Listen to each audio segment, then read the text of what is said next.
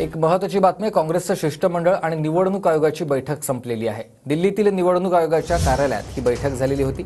काँग्रेसकडून मतमोजणीत फेरफार झाल्याचा आरोप करण्यात येतोय। काँग्रेसने ईव्हीएम मशीनवर प्रश्न उपस्थित केलेले आहेत आणि बैठकीला या नाना पटोले, अभिषेक मनु सिंघवी हे उपस्थित होते। मुख्य निवडणूक आयोगाला भेटलो आणि त्यांना जो आकड्यांचा फेरफार महाराष्ट्रामध्ये पाहायला मिळालेला आहे त्या सगळ्या बद्दलचं सविस्तर त्या ठिकाणी आम्ही भूमिका त्यांच्यासमोर मांडली। मोठ्या प्रमाणात मतं डिलीट करण्यात आली आणि लोकसभेच्या निवडणुकीनंतर विधानसभेच्या याच्यामधल्या या 6 महिन्यामध्ये 46 लाख मतं वाढली। या सगळ्या गोष्टी त्या ठिकाणी प्रामुख्याने आलेल्या आहेत। त्या मुद्द्यावर सविस्तर माननीय मुख्य निवडणूक आयोगाला आम्ही सगळे प्रश्न विचारलेले आहेत। त्यांनी आम्हाला लेखी रिप्लाय देण्याचा शब्द दिलेला आहे।